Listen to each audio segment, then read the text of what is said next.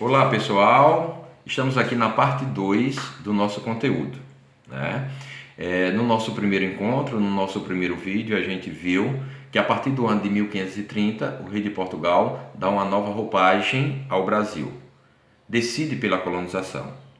E quando decide pela colonização, ele dá uma maior importância ao Brasil, porque nessa importância ele vai fazer o povoamento da terra e nós vamos ter virtuosos investimentos para desenvolver novas atividades econômicas.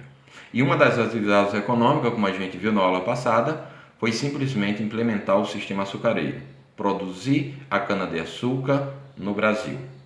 Para isso, a gente viu na aula passada que o rei de Portugal teve que dividir o território brasileiro. E dividiu no ano de 1534 em 15 lotes de terras, que receberam o nome de capitanias hereditárias. E que essas capitanias hereditárias elas foram entregues a burgueses portugueses ligados à coroa portuguesa, que receberam o nome de donatários. Esses donatários eles tinham que cumprir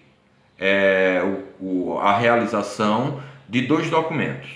Um era a carta de doação e o outro era o foral. A carta de doação que nós falamos na aula passada era o termo de entrega da terra ao donatário.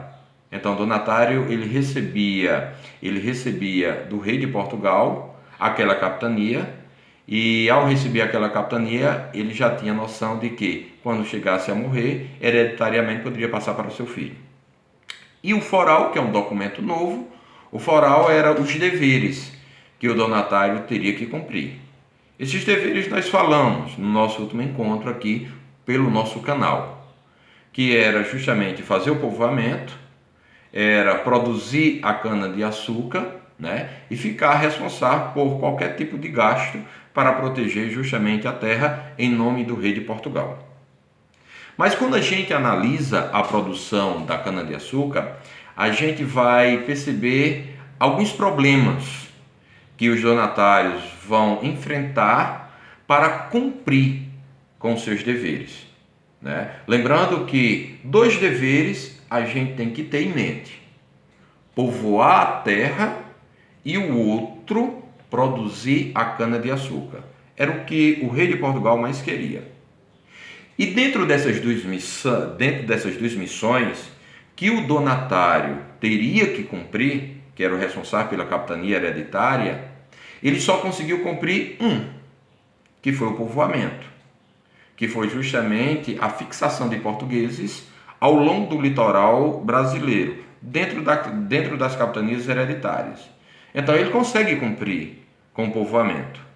Mas na hora que foi para a função econômica, que era a produção da cana-de-açúcar, os donatários eles tiveram problemas enormes para desenvolver a produção da cana-de-açúcar no Brasil.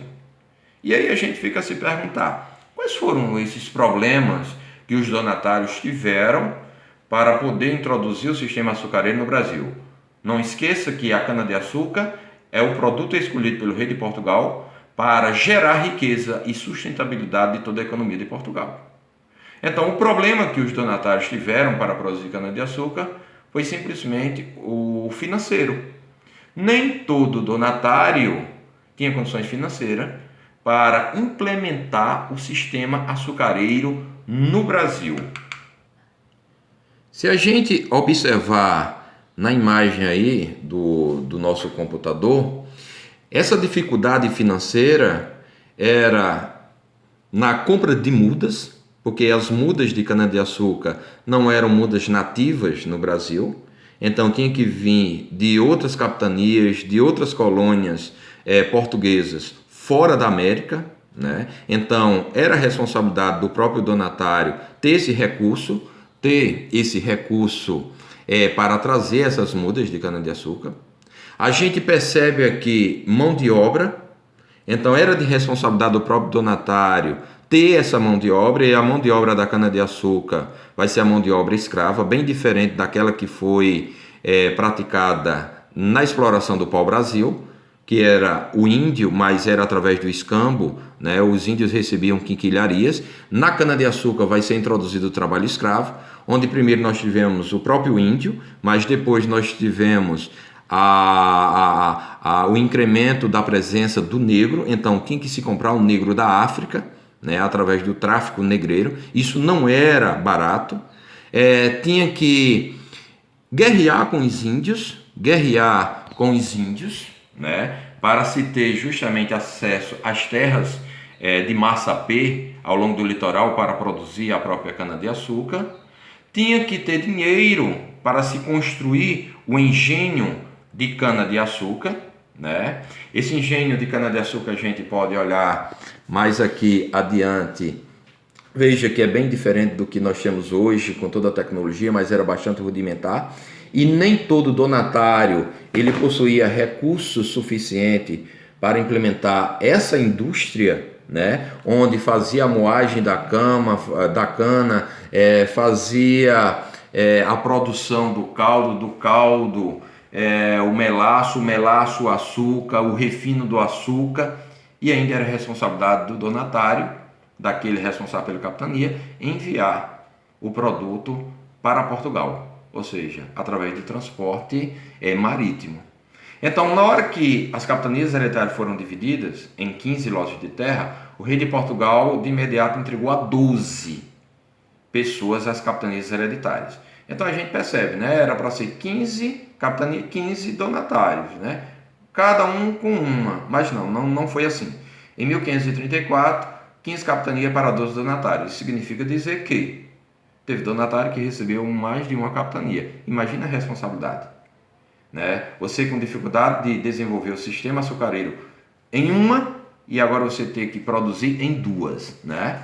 E das 15 capitanias hereditárias, só duas conseguiram prosperar, que foi a de Pernambuco e a de São Vicente. Pernambuco e São Vicente.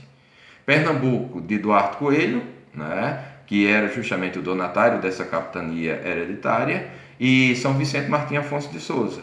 Esse Martim Afonso de Souza foi ele que iniciou o período da colonização, que foi enviado pelo rei de Portugal para iniciar o povoamento da terra no ano de 1530. E ele acabou sendo chefe de capitania hereditária, e os únicos donatários que tinham recurso financeiro, Bufunfa, Cascalho, né, Realzinho, para fazer o empreendimento açucareiro, foram eles dois, Pernambuco e São Vicente. Pernambuco, Duarte Coelho, e São Vicente, Martim Afonso de Souza. Aí vocês vejam, de 15 capitanias, só duas, então 13 não conseguiram prosperar. Havia, além da falta de dinheiro por parte dos outros donatários, outros, por falta de dinheiro, também acabavam não tendo interesse de fazer essa colonização e esse desenvolvimento econômico. E aí, professor, será que de 15, 2 é suficiente para gerar riqueza para Portugal? Não é. O que Portugal quer com a colonização, com a produção da cana-de-açúcar, é que o açúcar ele seja produzido em todas as capitanias hereditárias e não apenas em duas. E aí, o que é que o rei de Portugal vai fazer? Vai mandar dinheiro? Não vai mandar dinheiro.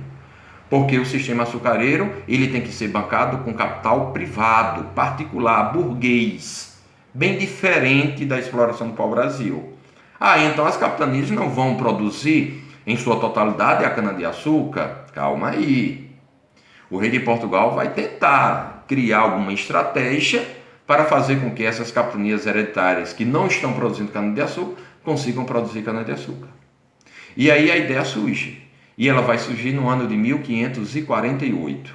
Olha, 1534, aí 14 anos depois, em 1548, surgiu esse problema de 15 só 2 produzirem cana-de-açúcar. Aí o rei de Portugal decidiu mudar o sistema administrativo do Brasil e criou o governo geral, que são os governadores gerais, que geralmente a gente estuda lá do fundamental, chega no médio e aprofunda, que a gente destaca até 3, né? Tomé de Souza, Duarte da Costa e Mendes Sá, né? E aí, com a criação dos governos gerais, né, do governo geral, a coroa portuguesa quer que uma das finalidades desses governadores gerais, que irão agora centralizar o poder, será escolhido um por vez. Aí esses donatários eles terão que obedecer às ordens desse governador, e aí esse governador ele terá que tirar do seu próprio bolso recursos financeiros para poder emprestar aos donatários. Mas aí foi um fracasso, porque veio Tomé de Souza em 1548, depois veio Duarte da Costa, depois veio Mendes Sá, mas a crise financeira continuou, porque não se sabia quem era mais liso, se eram os donatários ou eram esses governadores. Aí como é que os governadores vão incentivar a produção açucareira se eles não têm recursos financeiros suficientes para dar àqueles donatários que não têm recursos venham a produzir justamente cana-de-açúcar? Então, a crise do sistema açucareiro ainda continua no Brasil e o rei de Portugal ainda não consegue lucrar de forma maciça com a produção da cana-de-açúcar no Brasil, fortalecendo a economia de Portugal. Aí a gente vai chegar no final do nosso assunto. Se os governadores gerais não deram certo, os governadores gerais, que tinha como finalidade incentivar a produção da cana-de-açúcar, dando dinheiro justamente aos donatários, aí no ano de 1560, o rei de Portugal decide fazer um acordo econômico com a burguesia holandesa, que é a burguesia flamenga, né? A burguesia holandesa era o Banco Mundial da época, em que o rei de Portugal decide fazer um acordo econômico. Nesse acordo econômico, seria os burgueses holandeses que iriam financiar a produção da cana-de-açúcar no Brasil. Mas em troca, a burguesia holandesa ficaria com quase 70% de todo o lucro da produção da cana-de-açúcar. Aí, com a intervenção, com a presença do capital holandês, no ano de 1760, aí o rei de Portugal vai ter recursos para entregar aos donatários, aos governadores, e assim produzir justamente a cana-de-açúcar. O acordo foi assinado para durar 200 anos. Ele foi assinado no ano de 1560, e ele tinha a finalidade para durar até o ano de 1760, como mostra aqui essa linha do tempo. 1560, nós temos o acordo econômico entre Portugal e a Holanda, e um acordo para durar 200 anos, até o ano de 1760. Só que esse acordo não durou, só durou 20 anos. De 1560, só durou até o ano de 1580. Os holandeses financiaram a produção da cana-de-açúcar, mas eles tinham 2 séculos para tirar o investimento feito, o empréstimo feito, mas em 2 décadas do acordo firmado, o acordo ele vai se desfazer. Mas o que vai provocar o rompimento desse acordo é uma cena para o próximo capítulo do nosso assunto. Então, em suma, nós temos aí o assunto completo: a colonização do Brasil, das capitanias hereditárias, a produção da cana-de-açúcar. Aí você não pode esquecer, certo? Fazendo essa revisãozinha agora do final do assunto, de que se tentou produzir cana-de-açúcar com capital português, mas não conseguiu. Tentou-se com os donatários, não conseguiu. Tentou-se com os governadores gerais, também não foi possível. Só com o capital holandês, a partir do ano 1560, foi possível justamente produzir a cana-de-açúcar, mas Portugal ficando com no máximo 30% do lucro produzindo. Melhor 30 do que nada. Valeu e um forte abraço.